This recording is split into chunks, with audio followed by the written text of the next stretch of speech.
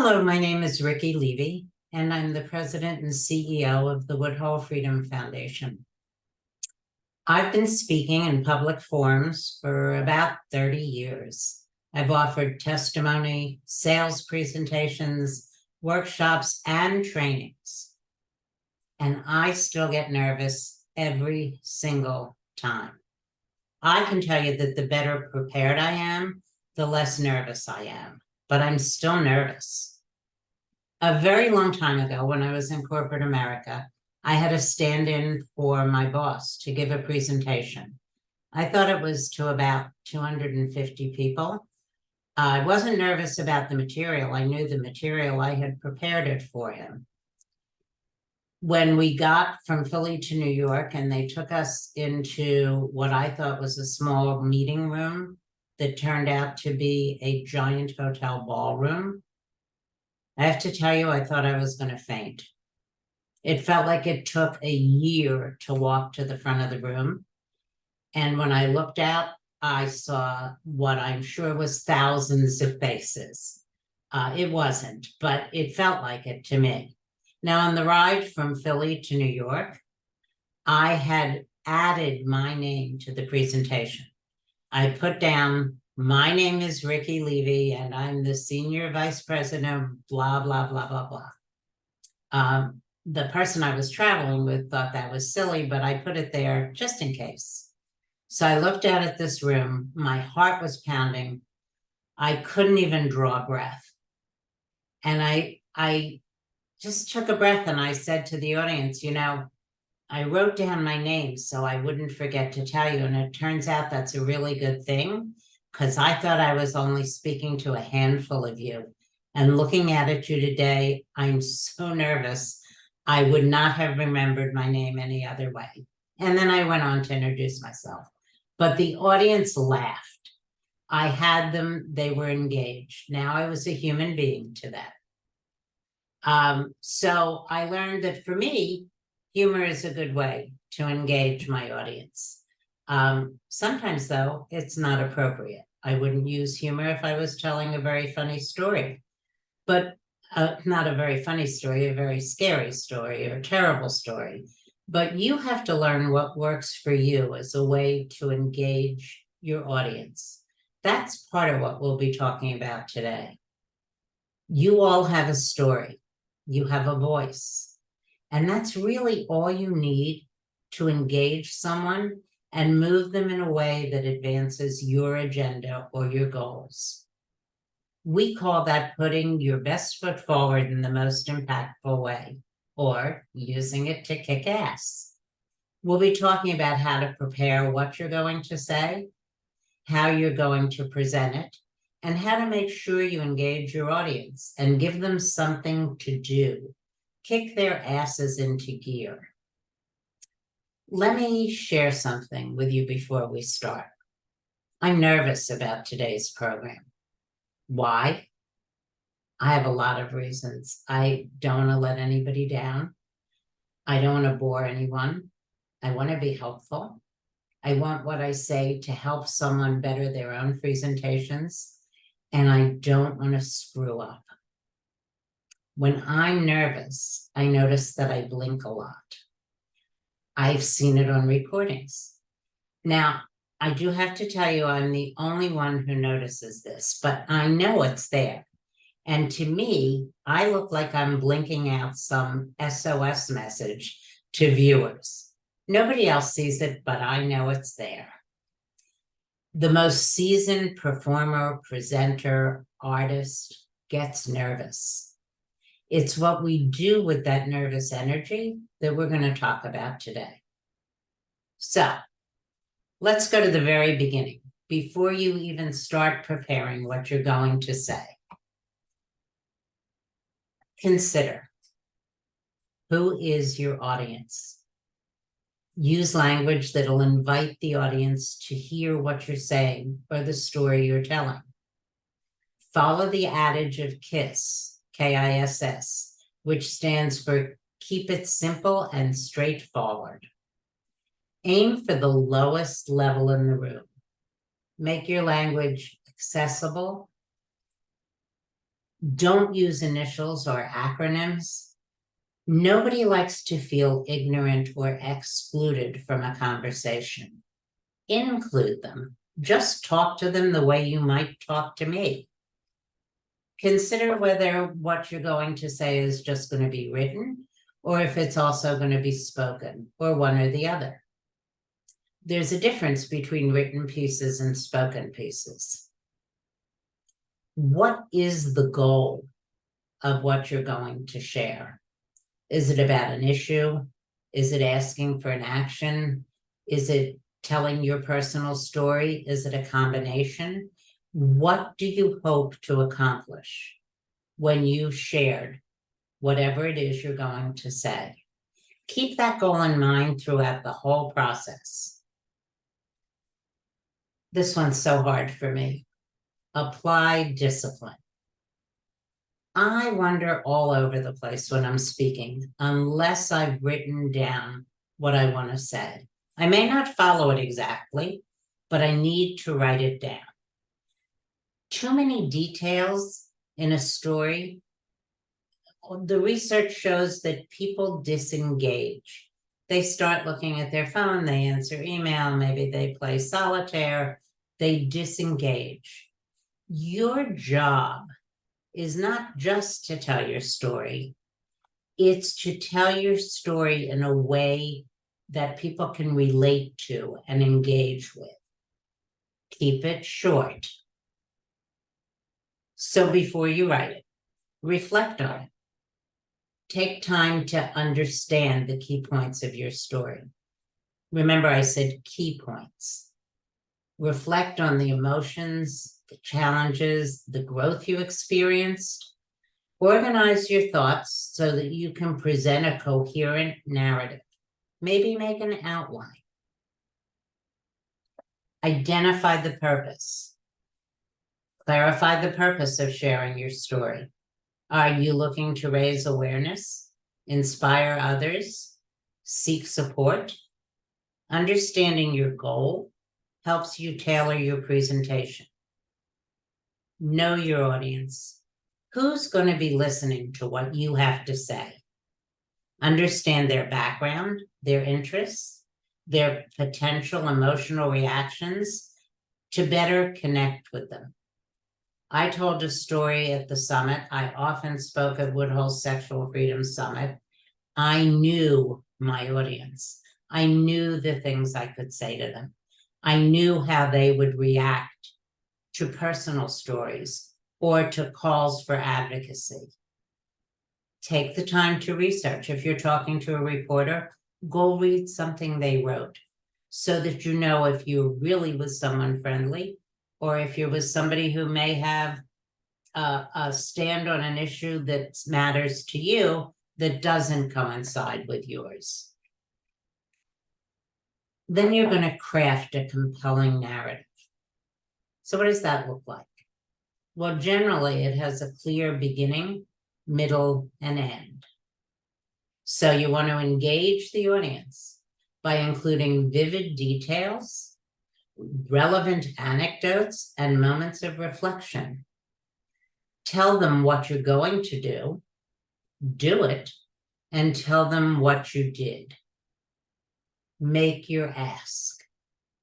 Be sure to tie your ask to the rest of your presentation. Here's an example. If you were presenting about decrim, you could say this, and this is just an example. As someone with a record for conviction for prostitution, I know what happens when I apply for a Main Street job. I don't get it. If sex work was decriminalized like any other form of labor, I would actually be able to consider other employment opportunities if I wanted to. That's why I'm asking you today to vote yes for full decriminalization of prostitution. You've made it personal. You've brought your story back to why you care about this issue, and you've given them something to do. So remember, I talked about being nervous and being prepared. Well, one way is to rehearse your delivery. Practice delivering your story over and over and over and over again until you're bored with it. This will not only help you refine your presentation, but it boosts your confidence in speaking about sensitive topics. Read what you've written out loud, even if you're submitting an article. Read it out loud, first to yourself, and then if you've got someone who'll listen, to someone else. Then record it on your phone or in a Zoom room, making a recording. Watch it. See where you could improve it. See where something isn't clear.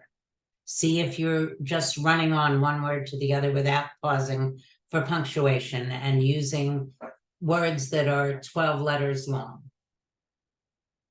Focus on your key emotions in your presentation.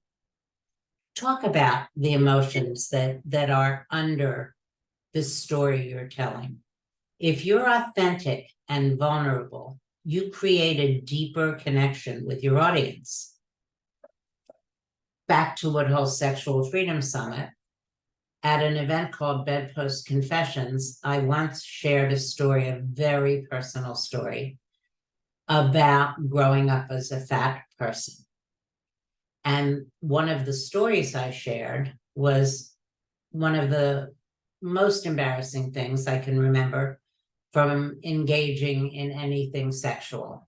And that was sitting in the front seat of a car, kissing somebody who was energetically and enthusiastically rubbing my roll of fat because they thought it was my nipple. It's a funny story today, but that story made me vulnerable. It made me real. And it was something everybody in the audience could relate to and engage with. So you're telling your story.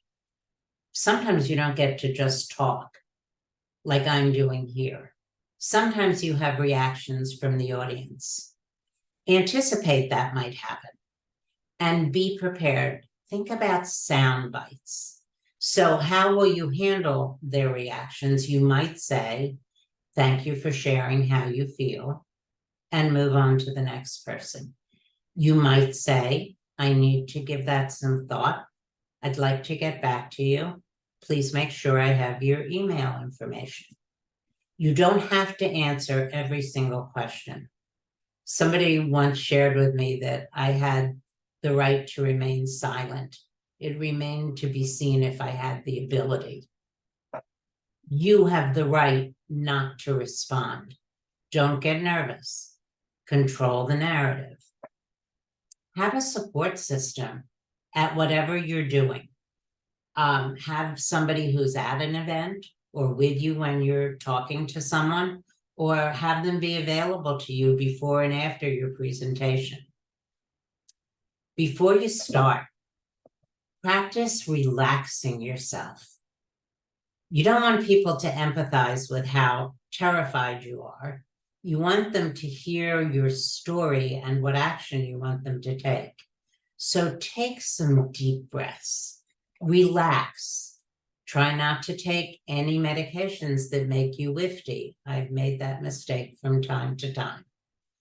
And be open to feedback.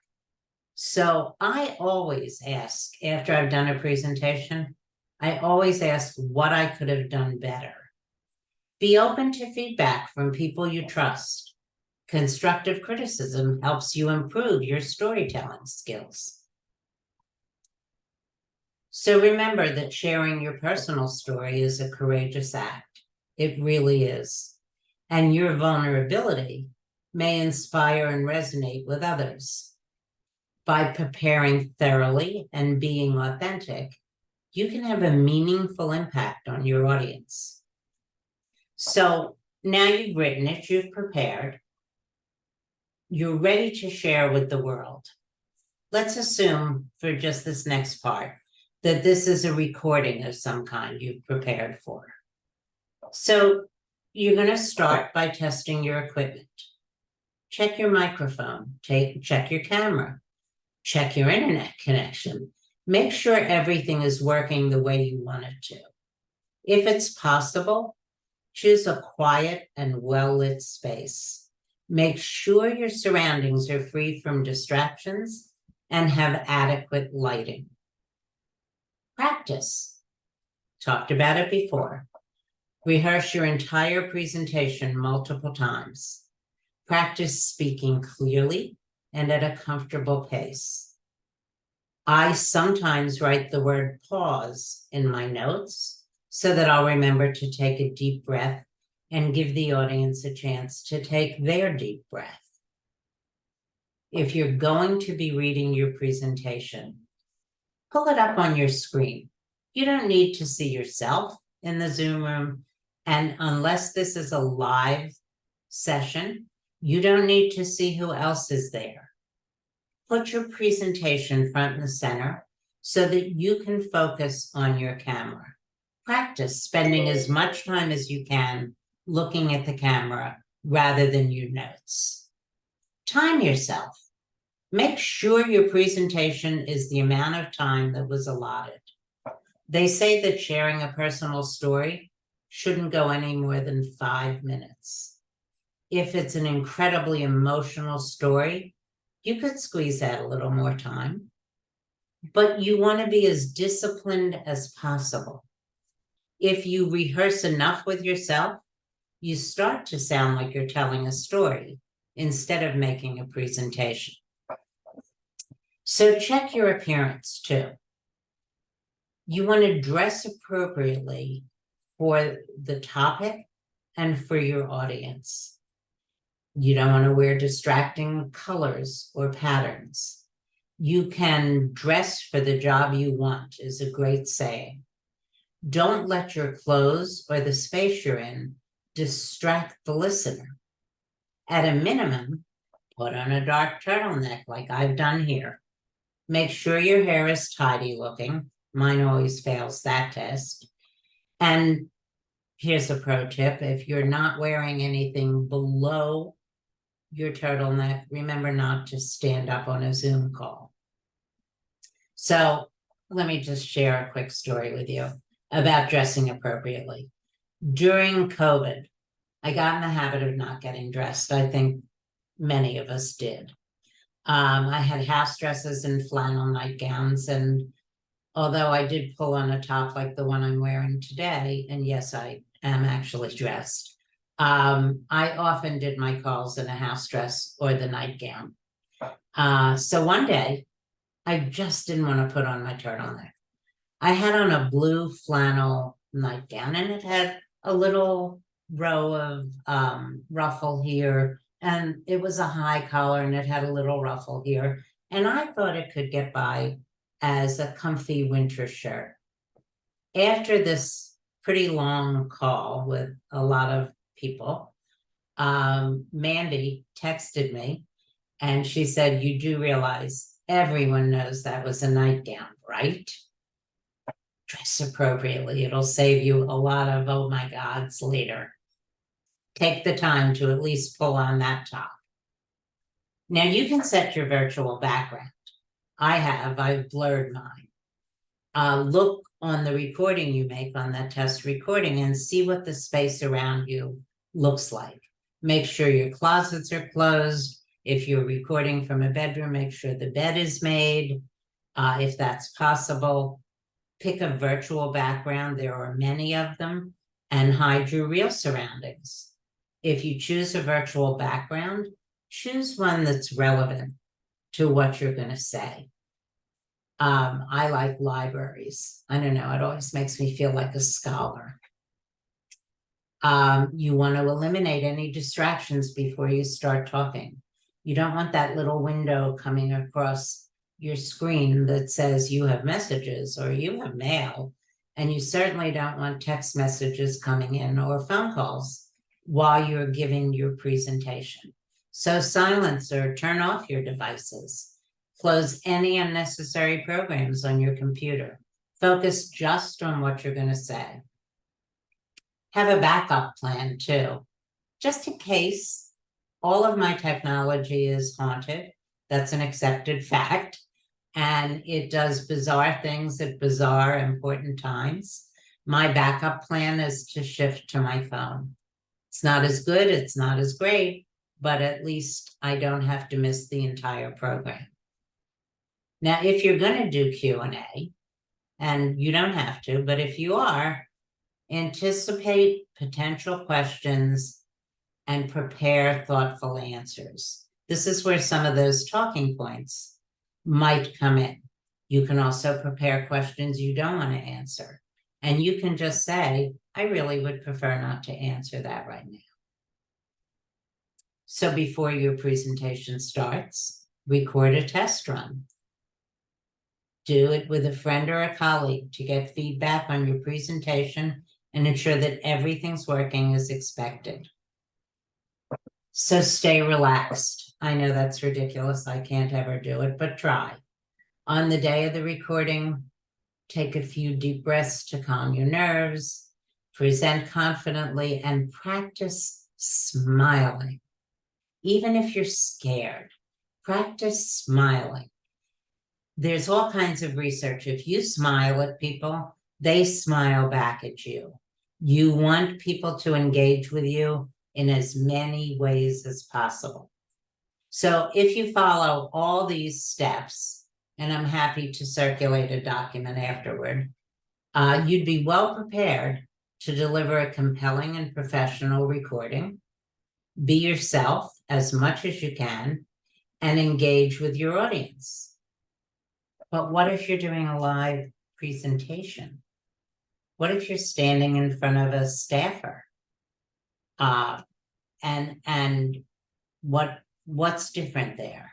Well, number one, there's no erase button. You only get one chance to make a good first impression. So read the room. If you're speaking to a legislator or their staff and they've started looking at a clock or skimming their phone, consider actually stopping your story to address them personally.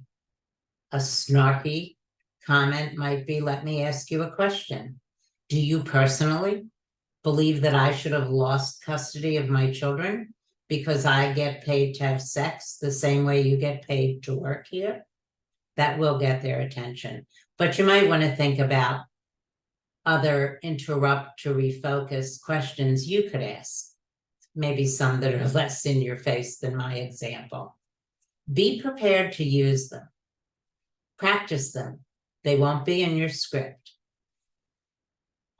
If you're talking to somebody face to face, don't waste your emotional energy talking to a wall. This is so hard to do, but if you realize you lost the room, so to speak, wrap up, skip to the end, make your ask, leave them with a written copy of your speech or your presentation, and thank them for their time. Now, here's something really important, in case I didn't stress it above. Have an ask, something specific. The better you tell your story and tie it to the action a person can take to make your life better, the more likely it is that they'll remember you and what you need. A terrible, heartbreaking story with no option to connect what happens makes people sad, and people don't want to be sad. So they move your story to the sad but nothing I can do about this part of their brain. If you're one-on-one, try to make a personal connection. If you're nervous, you can start by saying you're nervous. Emphasize your humanity, your realness in a way that invites the listener to connect with you and thus your story. Build in things that personalize your experience. Something like, imagine if the only job you could find involved an illegal activity like sex work, but you had no other option if your children were going to have food and clothes. Now imagine if the very system that says what you're doing is illegal takes your children away from you because of what you're doing to take care of them. My fat roll, AKA nipple story, is a perfect example. Even the skinny people in the room could relate. Close with your ask. What do you want to have happen? What do you need to have happen for you to have a happy life? Make it specific and doable for your audience.